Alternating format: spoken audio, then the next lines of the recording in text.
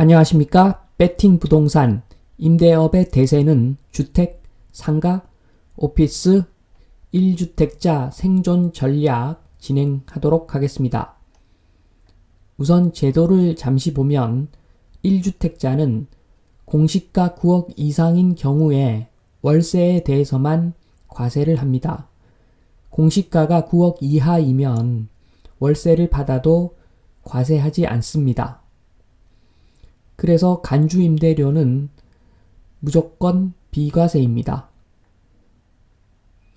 참고로 간주임대료를 한번 계산을 해보면 보증금이 10억이면 간주임대료가 750만원 정도 됩니다. 개인소득세에 대한 것인데 주택임대료가 월세 플러스 간주임대료 한 금액이 2천만원을 초과하면 종합과세로 세금이 많이 나오고 주택임대료, 월세 플러스 간주임대료 합계액이 2천만원 이하이면 분리과세로 세금이 조금 적게 나온다. 이렇게 보시면 되겠습니다. 따라서 주택임대를 할 때는 2천만원 이하로 월세를 맞추는 것이 유리합니다. 부동산 임대소득 종합소득세 신고 기준을 보겠습니다. 임대소득 금액이 합계액이 2,400만원 미만이면 단순 경비율을 적용해서 상대적으로 세금이 적게 나옵니다. 임대소득 금액이 2,400만원 이상이면 기준 경비율을 적용하는데 물론 기준 경비율을 적용하면 조금 비용을 인정받는 부분이 있으나 단순 경비율 적용할 때 비해서 기준 경비율을 적용하면 세금이 많이 나옵니다. 따라서 임대소득 금액이 2,400만원 미만이면 세법상 유리합니다.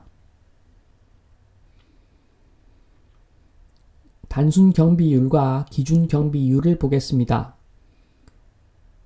주거용 건물 임대업 중에서 공시가 9억 초과일 경우에는 단순 경비율이 37.4%, 기준 경비율이 15.2%, 주거용 건물 임대업 중에서 공시가가 9억 이하인 주택이면 단순 경비율이 42.6%, 기준 경비율이 13.1%, 비주거용 건물, 상가나 오피스죠. 임대를 할 경우 단순 경비율은 41.5%, 기준 경비율은 17.6%. 표에서 알 수 있듯이 임대소득 금액이 2,400만원 미만으로 유지를 해서 단순 경비율을 적용받으면 훨씬 더 유리합니다. 그리고 눈여겨보실 점은 이제 주거용 건물을 임대를 해도 세금을 내야 되기 때문에 상가나 오피스에 비해서 주거용 건물 임대가 세법상 결코 유리하지 않다는 점입니다. 이제 본론으로 넘어가겠습니다.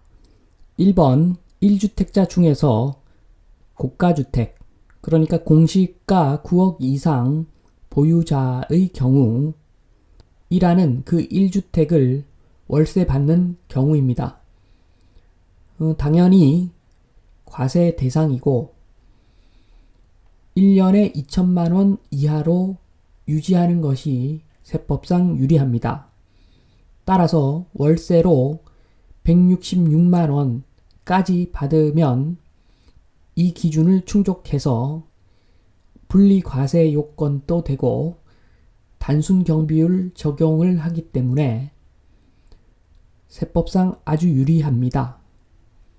그래서 고가주택 1주택자 보유자는 이란과 같은 임대 방식을 한번 생각해 보시는 것도 괜찮습니다. 그리고 월세 166만원 초과분은 보증금으로 받아서 보증금에 대한 간주임대료는 적용을 하지 않기 때문에 월세만 166만원, 월 166만원 이하로 맞추고 보증금은 자유롭게 받아도 아무런 문제가 없습니다. 이하는 주택을 100% 전세로 놓습니다. 그러면 금액에 상관없이 과세 대상이 아닙니다.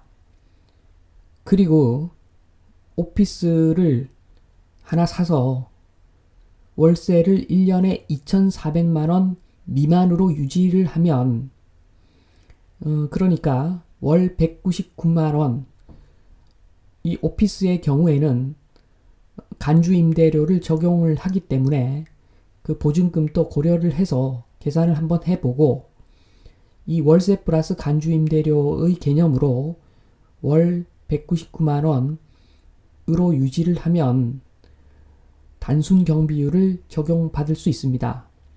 이때 오피스의 경우에는 무조건 종합과세 대상이기 때문에 1안과 2안을 비교해서 한번 검토를 해보고 유리한 방향으로 가야 됩니다. 이때 주택은 그 임대 수익률이 1%대로 낮은 반면에 상가 오피스는 그보다는 훨씬 높기 때문에 일단 수익은 큰데 종합과세 했을 때 얼마나 세금을 내는가 그 점을 살펴보고 결정을 하면 될 것 같습니다.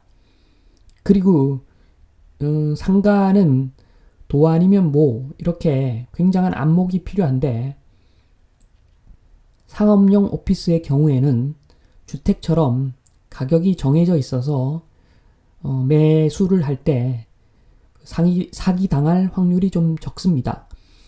그리고 참고로 지금 현재 시장 분위기상 상업용 오피스를 살 경우에는 전철역에서 아주 가까운, 그러니까 멀어도 300m 이내, 300m 이내의 아주 초역세권에서, 그것도 일반 역세권이 아니라 중심 상업지구에 해당하는, 한마디로 전철역이 한 개만 지나가는 것이 아니라 두 개, 세 개 지나가는 그런 아주 중심지에 있는 오피스를 사지 않으면 공실이 날 수도 있다. 지금 분위기는. 그렇게 생각해서 아주 좋은 물건을 사야 될 것입니다. 2번, 공시가 9억 미만 보유자. 이 경우는 1번의 공시가 9억 초과 보유자의 그 이안과 조금 비슷한 케이스인데 차이가 있다면 월세를, 주택에 대해서 월세를 마음 놓고 받을 수가 있습니다.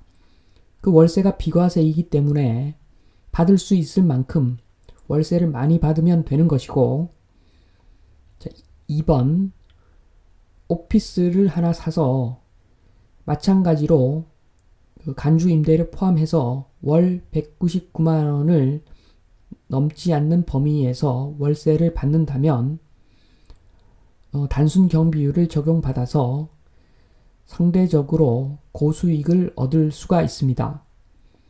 이러한 접근을 하는 것은 예전처럼 주택 임대를 하면 세금 한 푼도 안 내니까 계속 주택을 모아서 주택으로 임대 사업한다 하는 시대가 지났다는 의미입니다.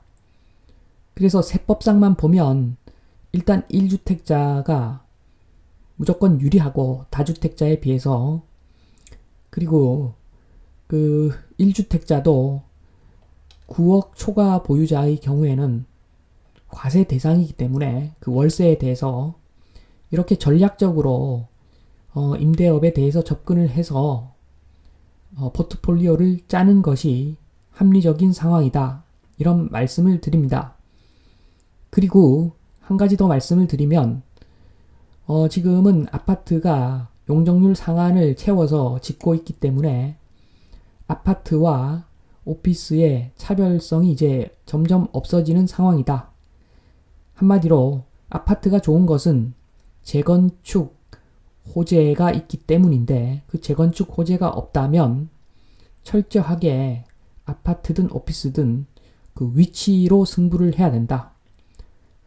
그 아파트나 오피스가 서 있는 그 위치 대비 그 땅값이 싸는지 비싼지, 거래되고 있는 오피스 가격, 거래되고 있는 주택 가격을 그 땅값으로 환산을 해보고, 그 땅값의 가격이 싸다 싶으면 물건을 사면 되는 것이고, 그 땅값의 가격이 비싸다, 가치보다 비싸다 라고 하면 사지 않으면 되는 그런 상황입니다. 자, 지금까지 만약에 1주택자라면 임대업을 어떤 방식으로 하는 것이 세법 입장에서 그리고 수익 입장에서 가장 합리적인가에 대해서 한번 생각을 해 보았습니다. 이만 마치겠습니다. 감사합니다.